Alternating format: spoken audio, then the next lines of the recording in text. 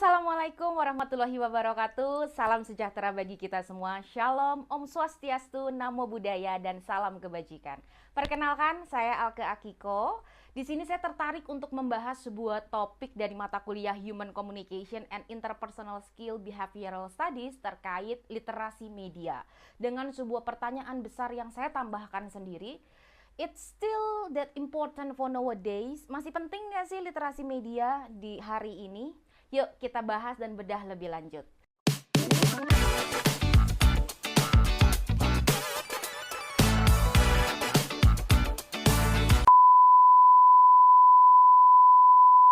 Perlu kita sadari, jejak perjalanan zaman itu sudah bergeser dan semakin maju saat ini. Tidak hanya Indonesia saja, tetapi seluruh negara di dunia sudah diterpa arus globalisasi. Perlu kita sadari, masyarakat Indonesia saat ini sudah masuk ke dalam tahapan masyarakat informasi, dengan ciri utama yaitu aktif mengakses informasi. Tahun 2024 ini menjadi sangat menarik bagi saya karena tahun ini merupakan tahun politik, tahun kontestasi bagi Indonesia yang dikenal sebagai negara demokrasi. Ada sebuah fakta menarik yang perlu saya ungkapkan terkait Indonesia hari ini. UNESCO menyebutkan Indonesia berada di urutan kedua terendah soal literasi. Menurut data UNESCO, minat baca masyarakat Indonesia itu besarannya hanya 0,001%. Artinya dari 1.000 orang Indonesia ternyata hanya ada 1 orang yang memang rajin membaca. Ini sebuah fakta yang cukup mencengangkan, tapi ya memang begitu adanya. Kita tanpa kita sadari lebih cenderung lebih senang untuk hanya sekedar melihat atau menggeser-geser halaman mungkin, daripada kita benar-benar membaca dan menelaah itu lebih lanjut. Berbicara terkait literasi media, itu jelas akan kental hubungannya dengan perkembangan media massa. Kita masih ingat dengan eranya media tradisional, media konvensional, atau sederhananya bisa saya sebut dengan media jadul. Di mana ada kemunculan pada saat itu ada buku, majalah, televisi, radio, koran, dan juga film. Hari ini kita berada di era new media, era media masa kini yang terkena terpaan teknologi dan terpaan era digital. Dan bermunculan media-media digital yang merupakan konvergensi dari media-media konvensional. Yang pertama, kita sering dengan yang disebut dengan e-book. Yang kedua, ada e-magazine. Dan mungkin saat ini yang paling awam kita ketahui ada social media, streaming platform, digital channel. Yang mana itu semua kita gunakan untuk mencari informasi. Tanpa kita sadari, ternyata sudah terjadi pergeseran kebutuhan manusia dalam mencari dan mengkonsumsi informasi. Di era yang semakin maju, pernah dengar dong sama yang disebut dengan blurring media boundaries, di mana kemunculan teknologi dan media baru membuat orang lebih mudah mengakses informasi, mengakses apapun termasuk informasi dari hanya segenggaman jari. Siapa saja dapat bergaya bak jurnalis hari ini. Kita bahkan cukup sulit untuk membedakan mana yang benar-benar informasi valid dan mana yang tidak benar. Cukup marak muncul yang disebut dengan hoax, fake news, manipulated, dan juga kesalahan-kesalahan misleading informasi lainnya. Jika kita berbicara mengenai literasi media, media massa, tentunya ada sebuah teori komunikasi yang cukup kental.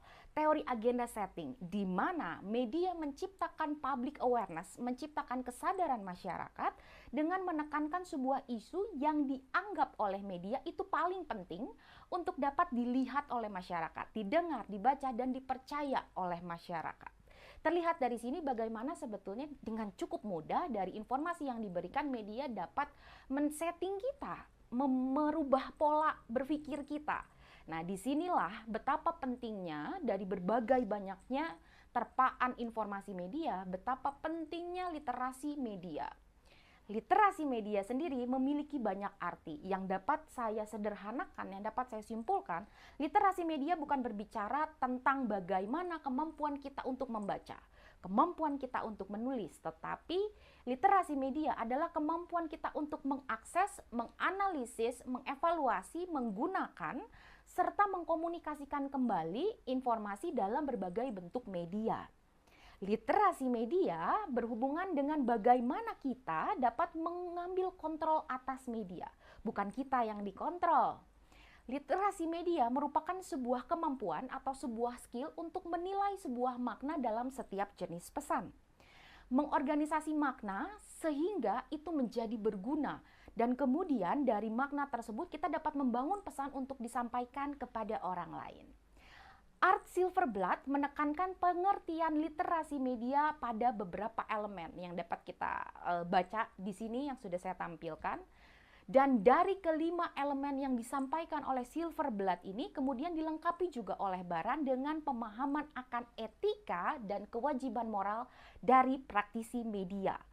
Dan bagaimana di sini serta pengembangan kemampuan kita dalam memproduksi pesan media yang lebih tepat dan juga efektif.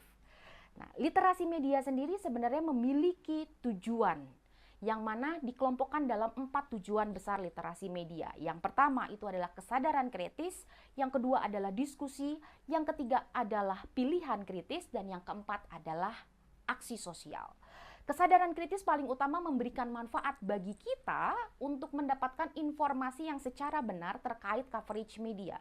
Bagaimana kita membandingkan antara media yang satu dan media yang lain secara lebih kritis. Lebih sadar akan pengaruh media dalam kehidupan kita sehari-hari. Menginterpretasikan pesan media dengan baik dan benar.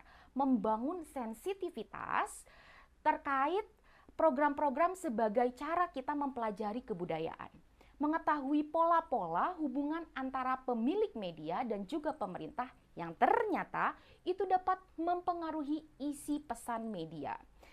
Mempertimbangkan media dalam pembuatan keputusan-keputusan kita sebagai individu. Nah, jika dipertanyakan literasi media penting atau tidak? Oh ya, jelas sangatlah itu penting. Literasi media hadir sebagai benteng bagi kita agar kita kritis terhadap isi media, sekaligus menentukan informasi yang dibutuhkan dari keberadaan media.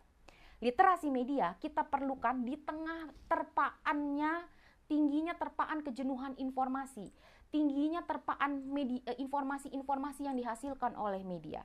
Berbagai permasalahan-permasalahan dalam informasi timbul yang mengepung kehidupan kita sehari-hari.